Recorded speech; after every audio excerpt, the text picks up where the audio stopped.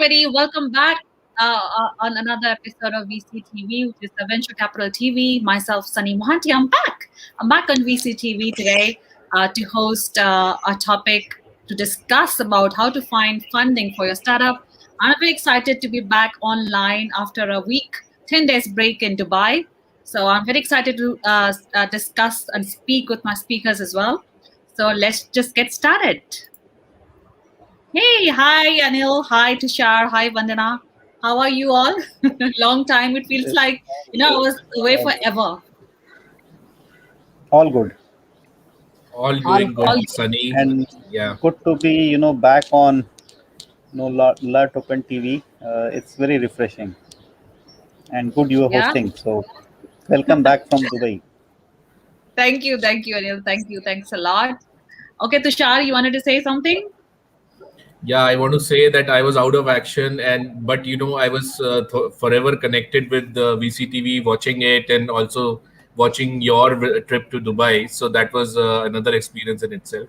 So now it's good you are back, and coming on this show with you as a moderator, it's always a pleasure. So nice. Look forward to an enriching discussion.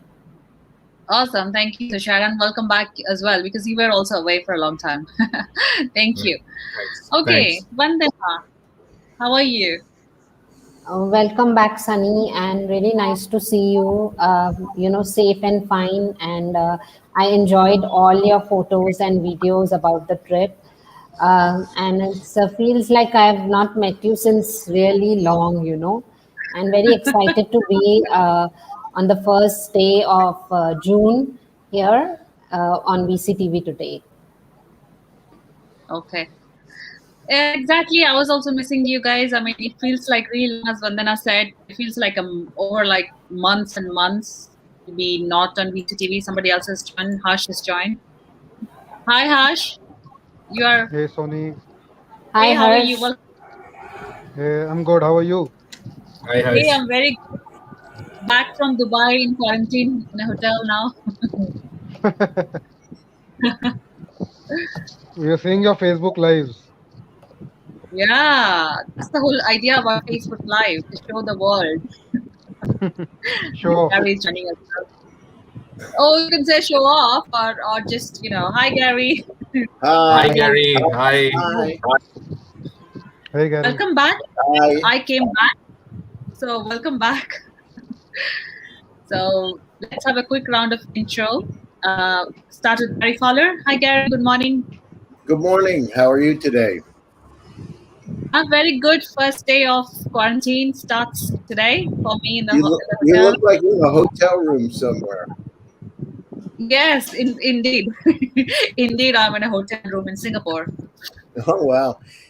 Great to be here. My name's Jerry Fowler. I'm a serial entrepreneur and investor. Done 17 companies, 2 unicorns, involved in the original management team of Click Software. Sold to Salesforce for $1.35 billion. And also Eva.ai, an AI HR tech company that I co-founded how many years ago? 5 years ago now. Forget. And also GSD Venture Studios, premier AI and quantum venture studio located in Santa Clara, California. And also a GSD SPAC, which is our new project that we're working on. Love AI and quantum, and it's great to be here with some friendly, smiling faces. Right, Vandana? Yeah, Gary. Thank Thank you. you, Gary. Yeah, Thank you all. thank you. Let's have a quick round of intro from Tushar. Myself, Tushar Kansal of Consultancy Ventures. In my previous life, I've worked for Deloitte and Touche, Brand Capital, which is Times of India's arm, and also headed treasury at a Russian telecom company, MTS, and was CFO with the logistics company owned by Guggenheim Partners. In my past 7-8 years, I mostly help startups and also allied with a lot of venture capital investors in India and globally. And it's always a pleasure to be on this show. So look forward to an interesting discussion. Thank you, Sunny. Thank you, Tushar, and welcome back. Next, we have Anil. Hi, Anil. How are you? Hey, hi, Sonny. Thanks for having me. I'm Anil from Unicorn India Ventures. We are Mumbai-based early stage fund. Currently, we are in second fund with AUM of around $80 million. The portfolio of 25 companies, and we also have a small fund in UK, portfolio of 7 companies there. We invest anywhere around half mil to 2 mil, in early stage tech companies. So thanks for having me. Look forward to share my views. Thank you, Anil, and welcome back on VCTV. Great to have you all. Hush.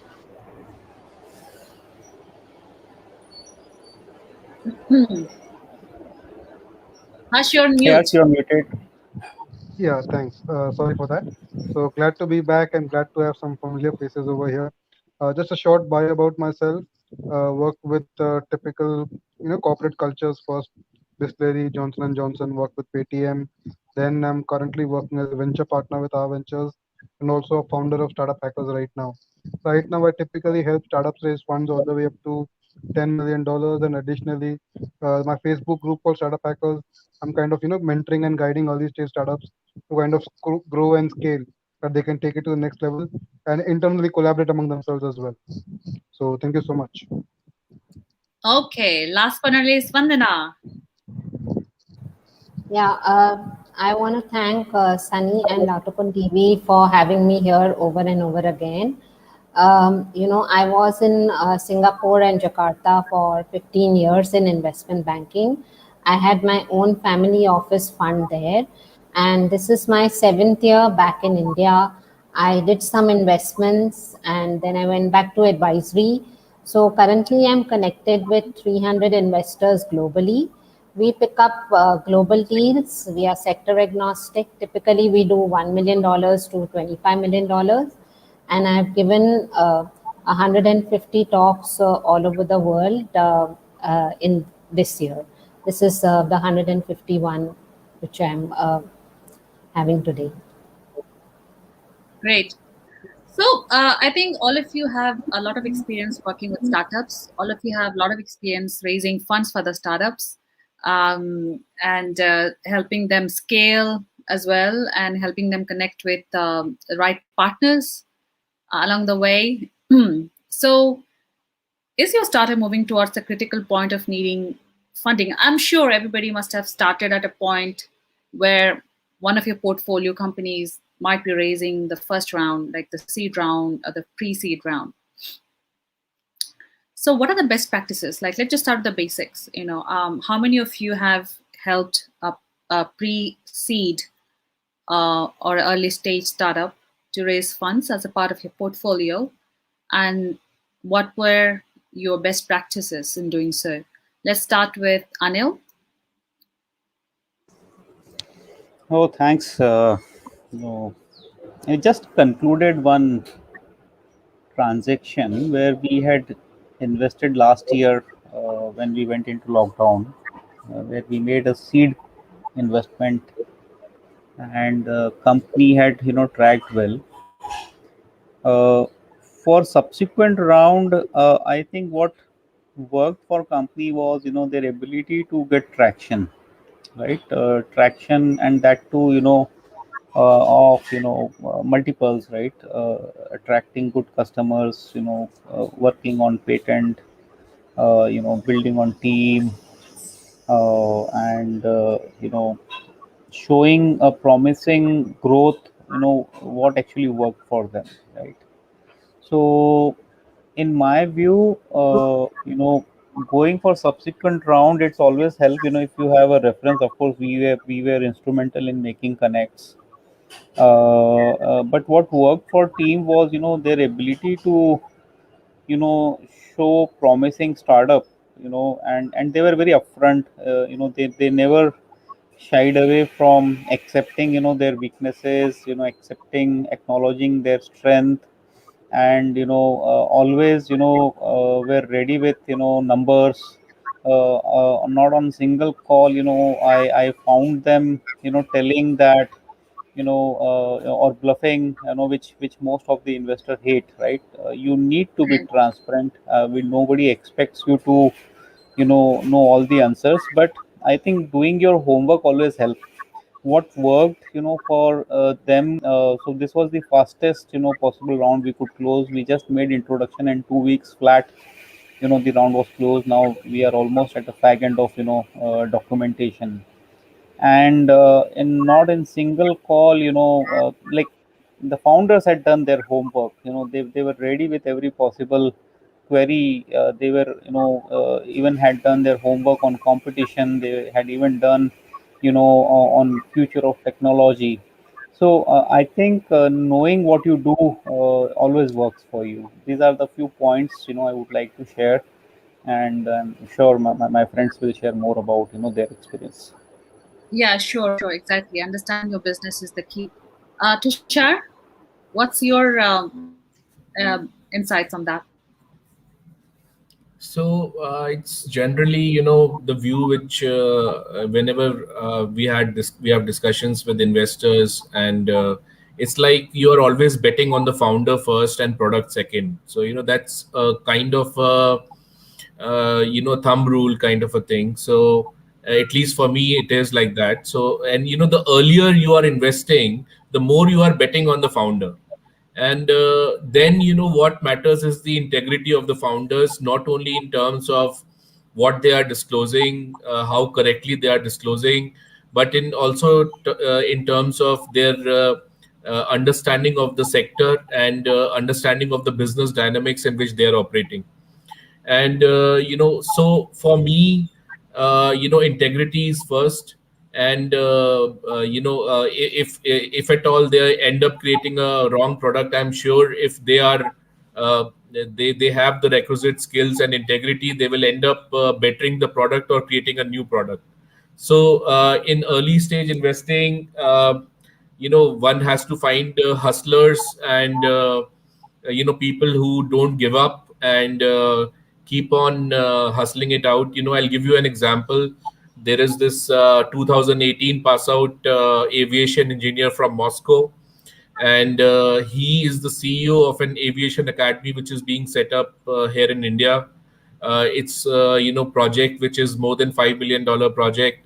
And this guy, there are some guys you just see and you say that I would like to put money on this guy, because he would never give up. He wanted to have a meeting with the civil aviation minister. He couldn't. Somebody gave him wrong information.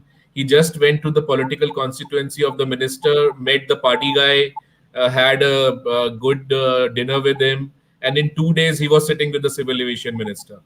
So people like that you want to bet on. And especially in today's times, technology is something which matters a lot. And so probably someone who really understands the core technology in which he's operating. So these are the factors which I would see in terms of pre-seed and early stage investments. Thank you. Right. I mean, that person is a go-getter, right? Thank you so much for sharing that example, Tushar. Thank you so much. Harsh? Yeah. So both Anil and Tushar made some very interesting points, right? One of the other things which I typically look at is obviously at this stage, founder is the most crucial, right? Additionally, when they are presenting it to me, the most important thing which I look at is where is their the traction, the revenue slide, right? If the thing is, if they don't have traction and revenue upfront, they tend to hide it in the end, or sometimes they don't even keep it. So that's a huge red flag. If you have amazing traction, you have kick-ass revenues, that is something you should showboat right in the beginning, right? So any any fundraising mandate which I'm working with, I want to make it a point that that the revenues and the traction has to be number two or number three slide. You need to show what your current position is, how much you've already gained in the market. So because coming back to Anil's original point, if you are unable to grow your business, or if you are unable to show the traction, if you're unable to show revenues in the business, then it's a huge red flag, right? You can make all Yeah. the fancy amazing things, but if people are not going to pay for it, doesn't really make any difference. So I prefer startups who have that thing right up front, because then it gets an interesting story that yes, you've already done the groundwork, you're willing to do the hustle, and you're willing to tell it upfront that this is the current position. If you're hiding it all the way up to the end, or sometimes not even including that, then it's just theoretical. So we don't put money in the ideas, we put money in the business, right? So that is a combination of idea, product, strategy, execution, growth. It is a combination of all of that. So that is an extremely important thing which I look at. Additionally, another thing which I look at is what kind of unfair advantage does that person bring to the table, right? So in today's day and age, technology is commoditized and lots of other things. You get very easy access to that. What is that unfair advantage which that founder has, which no other person out there has, right? What can you bring to the table which that person cannot bring? Is it me because I'm in a hotel of Wi-Fi, or is it Harsh? I think it's Harsh. Yeah, Harsh froze. I I think. think it's the sea breeze next to his house. See- Gary, you Yeah. tried to say something, but you are on mute.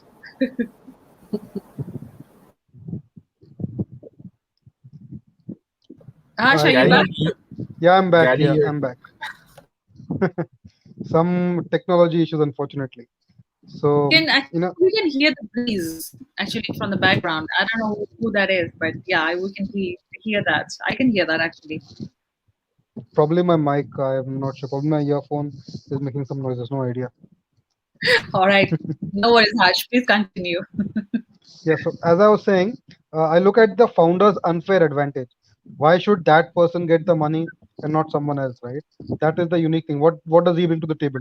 Is there some unique insight that he has, some unique deep expertise that he has, some access to special resources which he has, which someone else does not, or probably some patent or something of that sort? These are some of the important parameters which I look at when I'm looking at a startup or investment. Okay, cool. Thank you, Gary. Your thoughts, please, about uh, like early stage, pre-Series A startups are looking to raise funds. You're on mute, Gary. I don't know why you've been on mute. Hello. Yes, Come on, better. I'm We here can hear now. How you doing? Yeah. So the pre-series A startups, early stage startups, is about the team. Well, what does the team look like? Have they been successful? Do they have the right grit? Are they, are they willing to walk through walls to be able to get the job done? So, the other thing is I look at passion, optimism, and visualization. I call it POV, because if you're not looking at the glass as being half full, you're probably not going to succeed. It can't be this negative stuff where, oh, I don't know, maybe I can do it, etc. You either believe in your heart and soul you can pull it off, or you shouldn't be in the game. And the other thing is, I'm not sure who said it, maybe Tushar or Anil, but traction.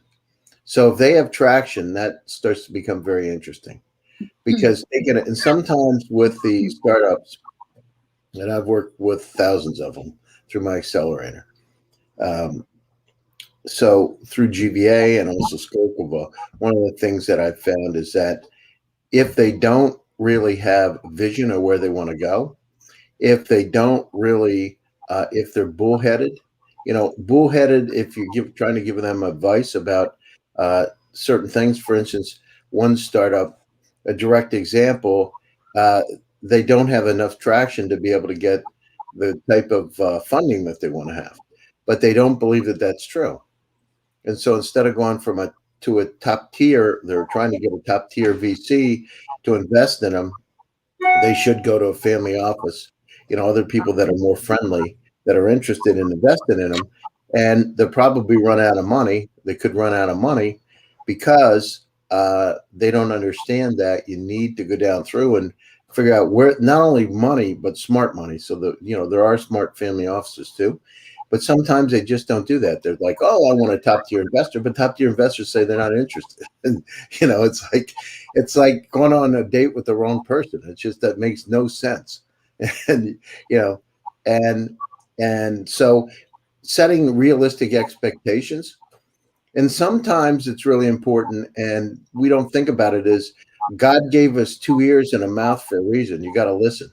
And sometimes these founders talk too much and they don't listen to what the investors have to say, and ends up killing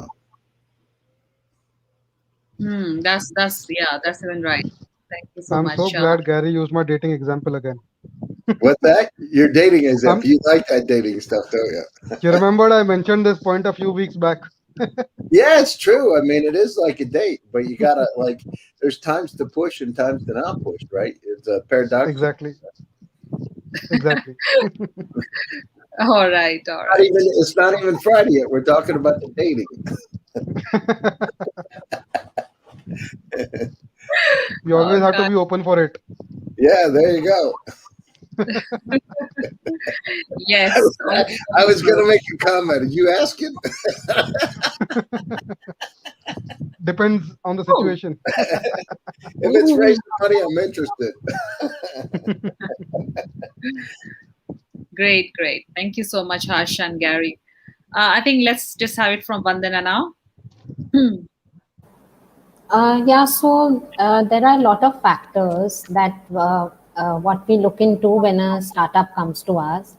First, we make their pitch deck presentable because the pitch deck has to be as per the market standards. We suggest them to have a video pitch deck. We suggest them to, uh, explain explain their startup in short and not take too much of the investors time. Also, we help them with their financial models and valuations. We look for disruptive models in tech, especially fintech, agri-tech, edutech, health tech, AI, robotics, and IoT. Not only this, we look for founders who have the drive within, are humble and down to earth. That means they are ready to pivot if we give them suggestions. They are ready to accept it, and they have the drive in them to run their show. They have some traction already, and they know who their customers are. If they have a CFO, an advisor, and a proper investment banker on board, we prefer those kind of founders as well, because they know then what they are doing. So I think we look into a lot of things. We had one case wherein the founder had put in his own money. He already had two successful startups, and this was the third one.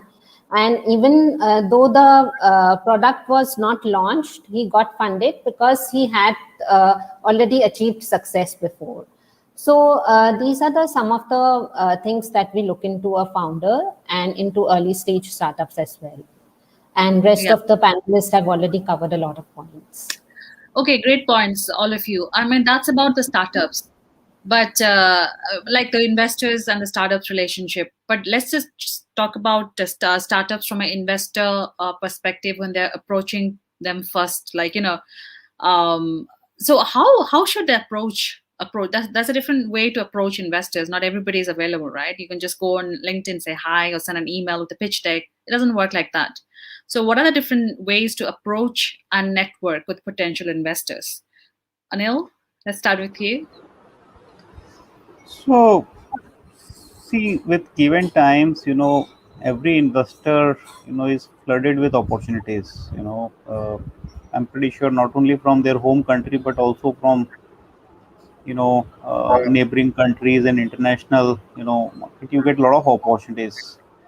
And, if it is a cold email, you need to be lucky, to get, attention of an investor. So I always suggest, try to get some references. As I gave an example, just short while that we were able to make a lot of references, for our portfolio company, and it clicked for them because every single investor was willing to give his ear or her ear. So having a reference always helps. Cold email sometimes become difficult. Second, I think nowadays it's slightly tough, but otherwise, during good old days, we had a lot of opportunities to interact with potential investors in events, right? Networking events. I think those are the events which, helps in a lot of ice breaking because, you can just bump in and make intro and then take it forward from there, which I'm sure everyone is missing now, except Sony, who had good last whole week, and no column for next 21 days, but that's one. Third, I'm sure my friends on panel will also share a lot, but I'm a diehard fan of LinkedIn, which has actually helped connecting lot many interesting people. Some of them happen to be on industry side. So do make good profile. Try to do your research and reach out to potential investor, because LinkedIn is also one good platform for to get connected to potential investors. So I'll stop here, because I think we we'll have a lot of inputs from our friends, and we'll chime in more if something is left out. Thank you, Anil. I think yes, you very rightly said that these kind of in-person conferences, that the one that I was in, I was visiting like Dubai, and there were a Oh, lot of it's wonderful.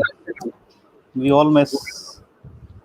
yeah, those in-person conferences, events, even though it's quite big and people think it's you get lost, it doesn't necessarily is like that. You make a lot of business, you make a lot of True. connects, because isn't in person. It's probably 15 times more effective than sending Very true. an It helps a email. lot. Very It true. definitely helps a lot, and you get to meet people that you've seen only virtually. Like I met Karthik, he's one of the speakers on VCTV, as all of you know. I met him in person, so it Wow. was great to meet him in person as well. So that's a different flavor altogether. There's a different aspect to that, and it definitely helps, as Anil rightly said. No, getting a Okay. FaceTime is very important, Sony. FaceTime really helps. Absolutely, FaceTime. Yes. So yes, Tushar, over to you. What do you think? How to approach investors, network with them? So, I as Anil said, we should definitely have a good LinkedIn profile, and apart from that, we should have a good internet profile also. Like somebody Google's our name, and the first 10 or 20 searches should throw up some blogs and some videos about what you are doing and what you are planning to do. And these are like very basic things, having a good website, and I see, the first time I had a talk with Gary here, and when I went to his profile, I was amazed. I said, my God, who I was really, I loved it. So that's an example. And there was a conference which happened, and one of the guys there, he just went to the investor, shared his visiting card, and this guy had stayed on the border studying what problems soldier faced and how could he apply technology to solve those problems, and then he created a technology company to solve those problems. So when he met the investor in that conference, he got the funding in 7 days. So Oh, what I'm trying to say is that you should have that thing in you. You should be doing some real stuff on the ground. Having a problem statement, solving a problem statement which is really forceful, and so I think for those things, they matter a lot. Apart from the hygiene factors like having a good internet presence and traction, as Harsh said, Gary said, traction is important because it shows that whatever you are performing at the end on the ground, and hence it also matters a lot.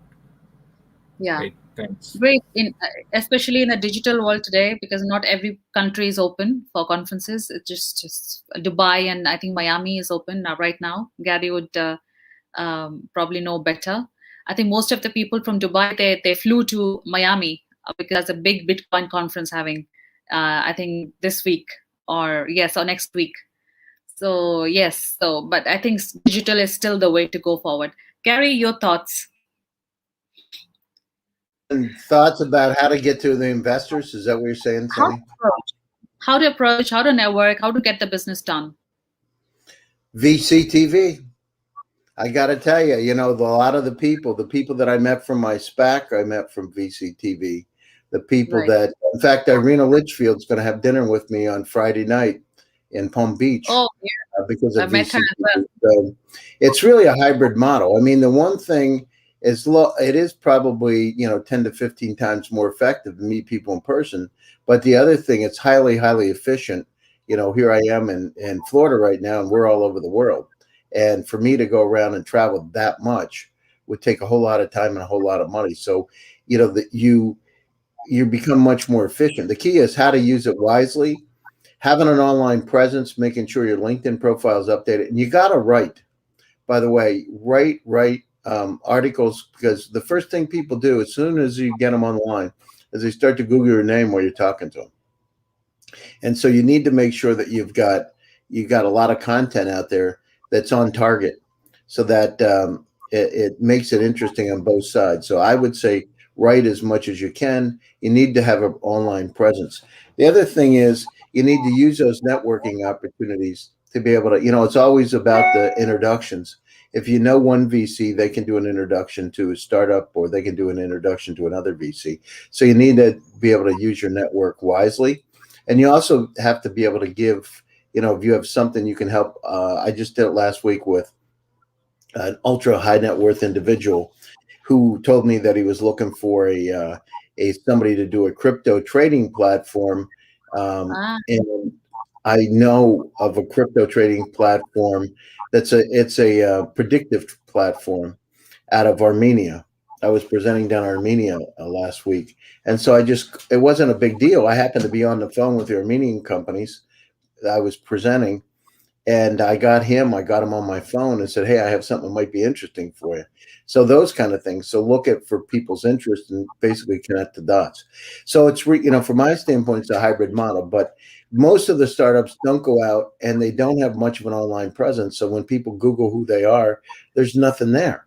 And so as soon as you do that and you're dealing in a digital world, you start to get even in the online world, because people, as soon as you see them, it's 5 minutes later, they're going to Google your name to see who you are, check LinkedIn. So make sure your LinkedIn profiles are updated. So that's the easy part of it.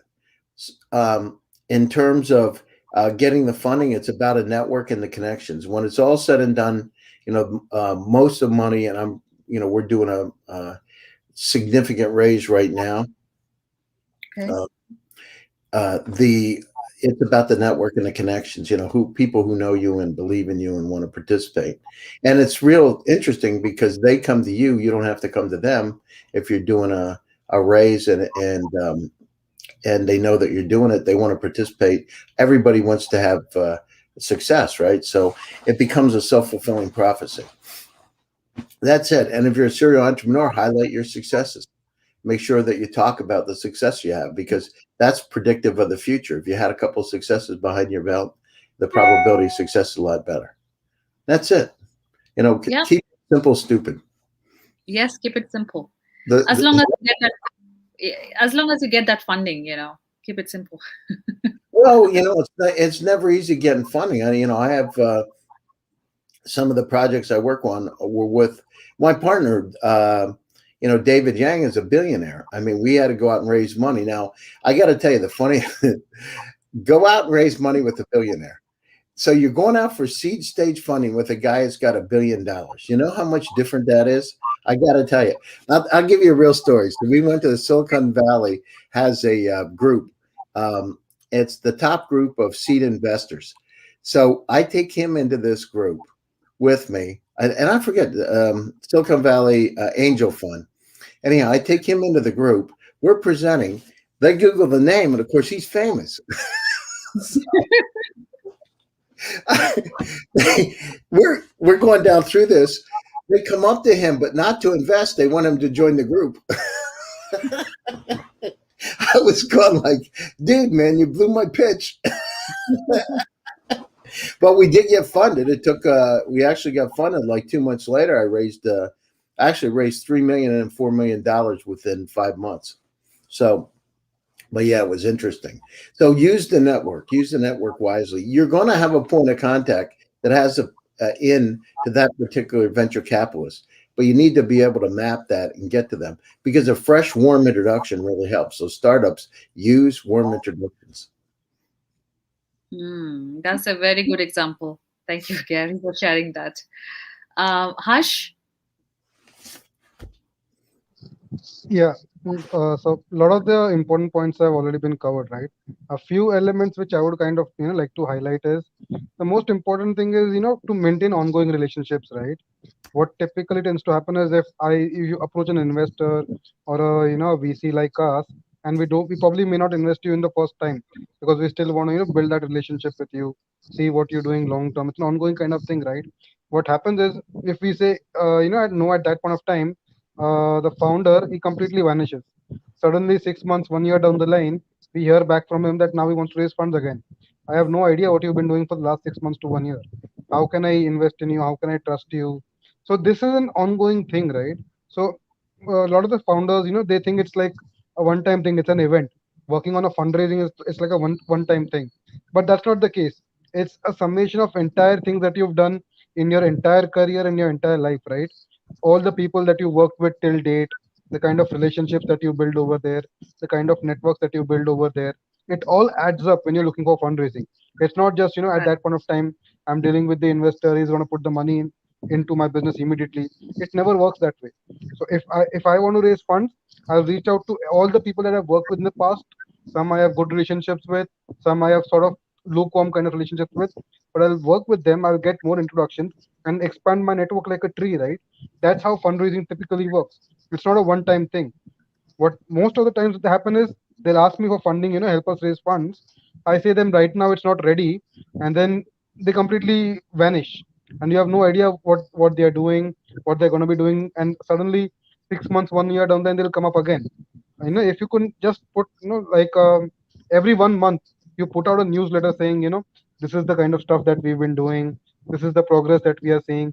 You do that, so even if the guy has not put money right now, a year down the line, he would maybe be interested, because now, even by seeing your newsletter, I know about your business, I know about you and the kind of work that you've been doing. So this is a very important element which I think founders should focus on when they're looking to raise funds. So this goes a long way. Yeah, I think, like you said, like you added, Tushar, would like to know from you your views as well. So my views are that, of course, one doesn't raise funds only one time, and it's really a relationship with the entire ecosystem. And end of the day, when you become really conversant with the whole ecosystem, you realize that there are few active players who you see every time. And so you have to take it as a relationship, and not, as Harsh said, that you just do something, get some money, and then not bother about it. So that reminds me that one of the services which investment bankers and startup funding networks which they provide is actually a limited kind of due diligence on the background of the founder, and also the ground situation with respect to whatever claims they have made, talking to some distributor, and also trying to see whether they have the right revenue. I mean, I'm talking about these small ticket size fundings, and not the big ones like $1 million, where you'll have to do a proper due diligence, and a larger one. So and I remember I read Gary's articles, and I remember I used to write a lot of blogs, and definitely these things, they matter a lot. And if you are passionate about your subject, definitely you will be making videos about it, you'll be writing about it, and it shows. It not only shows in internet, but it also shows when you are interacting with the investor. And from the investor side as well, I would say that many times there is a social media post on LinkedIn. It was put up by a very prominent investor, and what he wrote was shocking. He said that I have told my analyst to just see deals and then throw them away, and the investments will be made actually by my relationships. So I the way he wrote it, I didn't find it very much in taste, because there might be quality deals which the analyst might be bringing to the investment committee. And so many times finding investments becomes a very running and chasing kind of game, which also is a quite, it takes up a lot of time of the startup founders. So it works both ways. So I would also like to request investors watching the show to actually have proper processes, and also make it easier for the startup founders. Thanks. I think you're right. Yes. Thank you, Tushar. Thank you so much. Vandana, hear your thoughts. So, in my initial very, very early years, we used to go for these business meetings where we were trained to have one-to-one meeting and face-to-face meeting to convert things.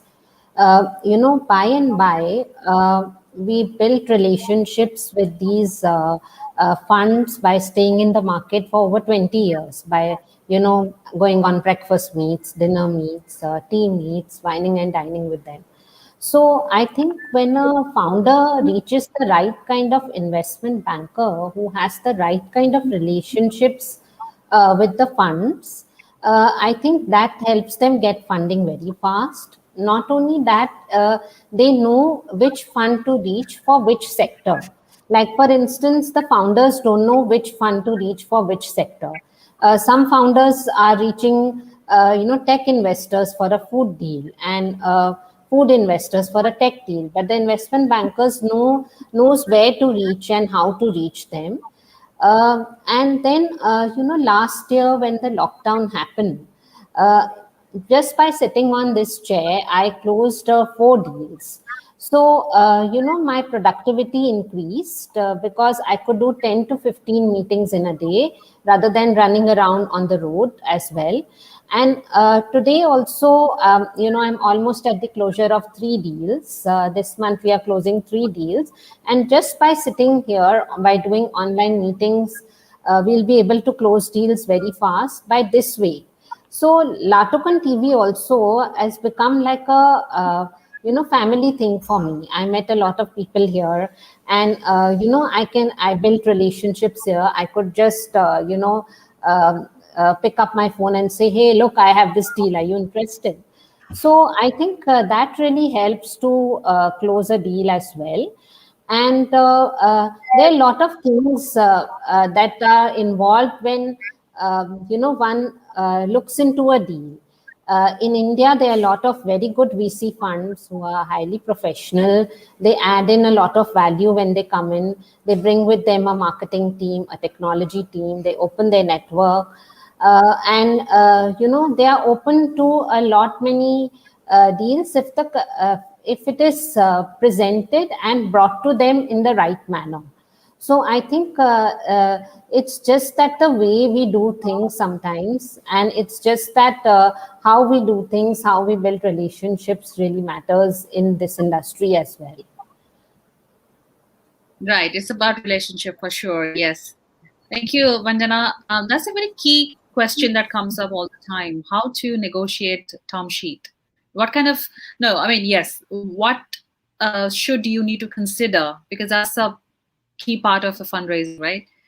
So let's just quickly go through your thoughts about some of your considerations that the startups should take into account for while negotiating a term sheet. Anil, let's start with you. Oh, tough one. So I, actually have a privilege of closing, over 100 plus deals, and probably at all level, seed, pre-series A, B, C, D, E. And as you move up in, value chain, terms, get more and more, stricter. But early stage, I have no hesitation saying most of the, term sheet, almost 95% is very standard, pretty much standard. There's not much to negotiate, but from investor, or rather investee perspective, right? We are talking about startup, right? So Yeah. I think they should ensure couple of things, that sometime operation of company gets stranded if they don't have prior approval from investors, because there are a lot of affirmative rights which they land up giving up while signing up. So considering all those factors, I think they should be careful about that any rights which they are giving to investors shouldn't hamper their day-to-day operation, and shouldn't hamper their ability to raise further fundraise, right? So sometimes it becomes tricky. But these two factors, I would suggest that while terms are very standard, but at least have flexibility where you are able to function without any issues as far as your day-to-day operation is concerned. And also businesses need resources, and sometimes only because you don't have provision to raise money may hamper your growth. So these two factors I will suggest, and I'm sure I'll get more things to learn from my peer group. Thank you. Yeah, sure. Tushar? Yeah. So you're asking about how to negotiate a term sheet. What So are the factors we need to consider? Yeah. yeah, so once a lot of platforms like Y Combinator happened, so everything became a lot more standardized. And so if you actually go about negotiating each point in the term sheet, then you won't be able to get a bird's eye view of the kind of arrangement in which the investor and startups are entering into. And so in a term sheet, you should actually, from a startup point of view, you should fix up 4 or 5 broad parameters which you would like to hold, and then be ready to somehow negotiate and get those in your hand. And the other standard clauses, there are actually many which are there to protect this investor. And it's not really the fault of the investor that they have these legal jargons inside the term sheet. But matter of fact, these protections are needed because 7 or 8 out of 10 startups, as per the normal data, they don't do well. So in those times, the investor needs some kind of protection. And so how to negotiate a term sheet, I would say, just know your larger considerations, like commercials, like exit clauses, like any Correct. additional return which has been guaranteed or which is being promised to the investor over and above the agreed return. And the control related clauses which the investor has to have some sort of a control over the company. And those are the ones which you should watch out for. Thanks. Yeah, great points. Great points there, Tushar. Thank you. Gary? Yeah, so the main thing from my perspective is you need to have several investors that are coming at you at the same time that want to give you a term sheet. So if you want to get the best deal from an investor, you have 3 or 4 people that want to participate in the deal. It makes it a whole lot easier to negotiate terms. And of course you're going to negotiate the valuation, but again, every time, and also when you're doing M&A, you want to have multiple people coming at you at one time. So that's my my suggestion. And also with your investors, make sure you do due diligence on them. You don't want to just have money. You want to make sure you have smart money. Dumb money is not good. So What's that? dumb money is money that comes in that doesn't really understand what you're doing and is next to zero contribution to the project. Because when you raise money and you have those VCs on board, they become part of the family. And the key is you want people that can give you advice, right? Because it's not easy running I would use my board meetings to be able to share ideas. So, and you want another somebody that's friendly, that has a vested interest in your success, that can help guide you. Sometimes people say they'll take money at any cost, but the problem is if there's no value add. Actually, I've seen situations with dumb money where they actually created a whole lot of problems for the startups. I heard of a situation directly that a startup, the person invested in an early round and then came back and said, I want my money back, but now since you're moving to the US, I want to double my money in my original investment. Now, this is a startup. The guy put $250,000 in, double the money for the original investment, and I want 5% of the company in the US. And it was like senseless. Even to go down through and try to negotiate that with a extremely high net worth person was a waste of time. But the startup got into it, and it really actually screwed their business up because they had months they had to try to negotiate with this high net worth individual, and they shouldn't have had to do it. If they would have picked some group that had an understanding of their business, they would have been a lot more. But they took whatever money they could get. They didn't want to. They said, "I don't want to spend time raising money. I just want to find whoever comes in and has good terms. I'm going to take it." Well, that's what happened. So choose your investor wisely. Interesting. Thank you, Gary. Thanks for sharing that example as well. Harsh. Yeah, so Gary made a very interesting point, right? So if you look at most early stage deals, Anil was mentioning, most term sheets tend to be standard. However, there tend to be some outliers as well, right? The essence of the term sheet is to give some basic protections to the investor in terms of the capital that is put, right? In terms of preferred shares and other standard terms are there, like call up and those kind of options are there. But there are some draconian laws, draconian term sheets and draconian clauses as well, which the founders need to be extremely careful about. Because if in your first term sheet you agree to these kind of clauses out of desperation, that sets the tone of negotiation for your future fundraisers as well. Because the next investor is going to come, he's going to expect those kind of benefits as well. Because you already agreed to that in your first term sheet. So the second investor is going to agree to that as well. Is going to demand that as well, and you can't say no because you already agreed to that once. So it's extremely important to get your first term sheet right, because if you don't get it right, you'll completely mess it up. And coming back to Gary's original point for the finding the right investors, right? Just over the last month, I've been 3-4 startups kind of reached out to me for fundraising, and what had originally happened with them is in their earlier round they messed up so bad that they raised a few $100,000 for their business, but the investors, they took almost 50, 60 to 70% of their company, and now the founders are barely left with 20 to 40%, and now they're at a minority stake. Once this kind of deal happens, there's literally nothing much that the founders can do, and VC won't touch a startup of that nature because there's not much equity left with the founder either. And those early stage investors which kind of put the money in the beginning, they kind of completely gutted the founder and took as much equity that they could from the deal. They did not realize that in the longer run how detrimental that will be for the business.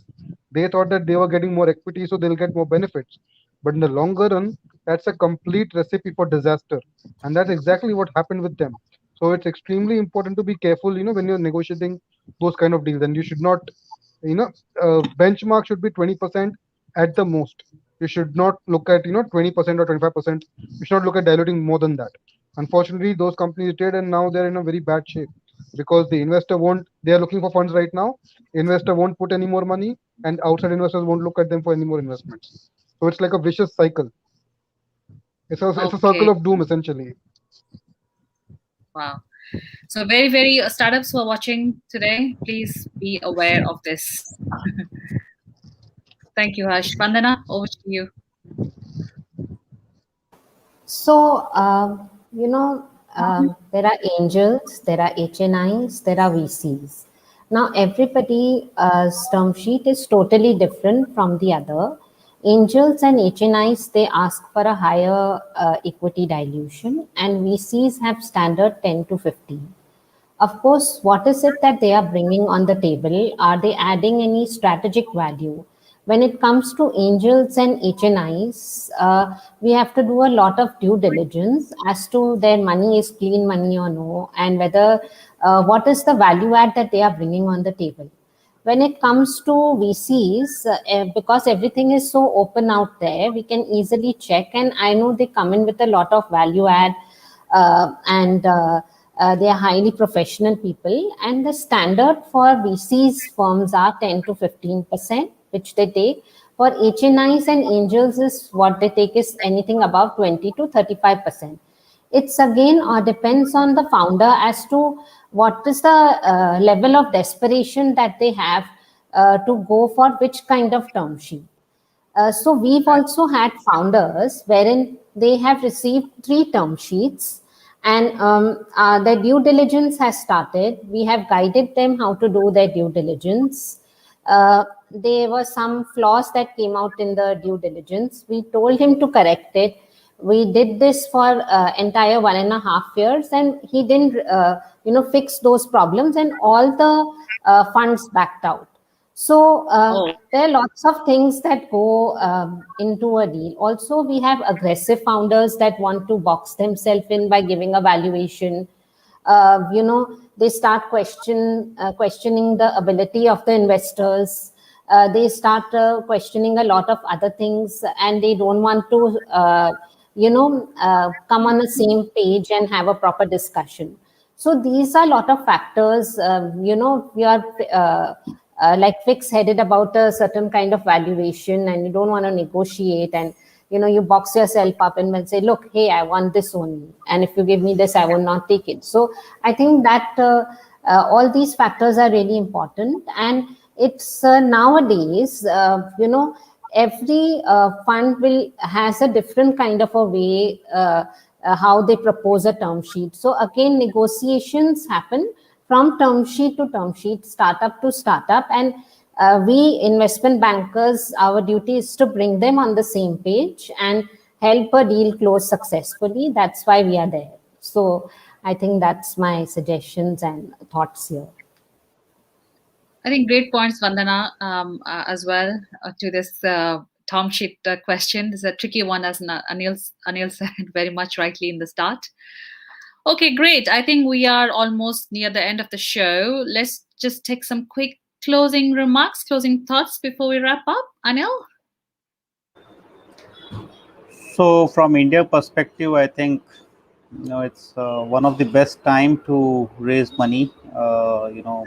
Lot many investors are now looking this as an asset class, and many startups are getting funded, right? Right. And with renewed interest from some global hedge funds, looking at investing in some matured company, more and more interest popping up. So considering the opportunity, if you have an idea, I think best time to raise money, and wish them all luck. Happy investing. Thank you. Thank you. Harsh? So in the early stages, at this point of time, it's kind of moderate in terms of the interest which is there. Definitely in Series A, Series B, it's absolutely phenomenal the kind of funding that is being done, right? But in the early stage, it's still a little difficult as of right now. So the best thing which I would suggest is when you're looking for funding, you need to have very solid, solid traction numbers in place. So solid, everything else should be in place. A solid founding team in place, all that is required, because right now if you're looking to raise like $500,000 or lesser than that, it's extremely complicated as of this point in time. So that is required. At the same time, you should be also capable of trying to keep it as consolidated as possible, right? Don't look at exuberant spending, trying to put too much money into growth, trying to get it to grow too fast too quickly, because right now the situation is such due to COVID. It's not really conducive to grow that quickly, right? You can't expect 10x, 20x growth in a single year. That's why you need to have a balance between pursuing growth, at the same time having some fiscal responsibility to ensure that you're not overspending and over splurging that the money that you're getting from the VCs. You need to have a balance of both. I think, yeah, it's very important as well for startups to remember this key point. It's not your money. Thank you, Harsh. Gary? Yeah, I agree with Harsh. So, part of the situation is really got to balance growth. And sometimes with some of the companies, they just want to throw money at it, the venture capitalist money, the investors' money, to be able to grow the company, and don't think about how to build a real business. So part of it's that, and they have what's called the irrational exuberance. They have such false expectations of where they are, that they need to get more feedback from the outside. It's like customer development, but you got to get investor development, understand what investors really think about your company, and use that as a guiding light. Because if not, you're going to not be around. I mean, it's simple. If you don't use that guidance and direction, so use the feedback, build your company up, look at what other similar companies have raised, go to the same kinds of investors that have had success. It'll make your life a lot easier. Make sure you have good advisors. I always go out, I call it the rule of threes. Generally, I have Rick Orloff, the former chief security officer at Apple, Bill Reichert, Guy Kawasaki's partner, and then one other person who's got some name brand recognition today on the board of advisors, because security and privacy is already going to come up. But if you start building it that way and building your company in that kind of vein, and you get that online presence and visibility, the probability of success goes up. But also traction. If you have some traction, it makes you feel a whole lot better about investing in that company, because it's not just throwing money in a well. You know, there's some water in it. Absolutely. Right. Thank you, Gary. Tushar? Yeah, Sunny, I feel that, we have a benefit of being in this ecosystem, talking to investors, seeing deals, growing on the learning curve since 7, 8 years. And that's why, we are able to tell startups what they don't know naturally, because, they are doing their business, and not everyone is expected to be knowledgeable about this field. So that's where we come in. We help not only all the way in the term sheet, presenting yourself to the investors. We have good relationships with more than 300 investors globally, and we help in shareholders agreement and also the due diligence process. And so all this we do as a part of our passion, and as of course a part of the business as well. So my view is that investors are also maturing up. They are leaving a good part on the table for startups, knowing that the startups might lose interest. And the startup founders, there is a deluge of information and data out there, which is not always beneficial for the startups, the founders. So that's why we that's where we come in. I am Tushar Kansal, always available on LinkedIn by my name and my company name, Consultancy Ventures with a K. So happy to be on the show today. Thank you, Sunny. Thank you, Tushar. Thank you. Vandana? So there's a whole lot of process that one needs to go through with having the right kind of pitch deck, the financial model, the video pitch deck, having the right kind of investment banker, having a complementary team, having a traction. There's a lot of things that goes when we go for a startup funding.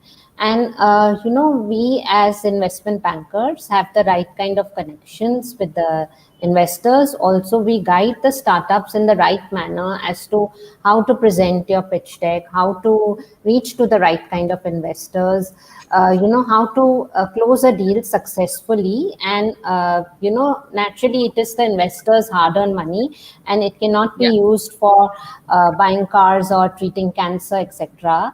But it has to be used in the right manner. And I could be reached out on LinkedIn and my website, www.convanto.com. And thank you, Sunny. It is a great pleasure to see you after a very, very long time. It feels like that. Thank you so much, Vandana. Thank you. So thank you, all of you. Thank you, Gary, Tushar, Anil, Vandana, Harsh, for being a part of VCTV today. I'm back. I'm back for good. No more physical, no more travels outside of Singapore right now. We just 21-day lockdown, obviously, inside a hotel. So nice, very good insights today on the show, and I'm sure all the startups are watching today. I've got a lot of information to take back, and I'll be back again tomorrow on another episode of VCTV. Till then, stay safe, stay happy. I'll be there tomorrow. Bye-bye.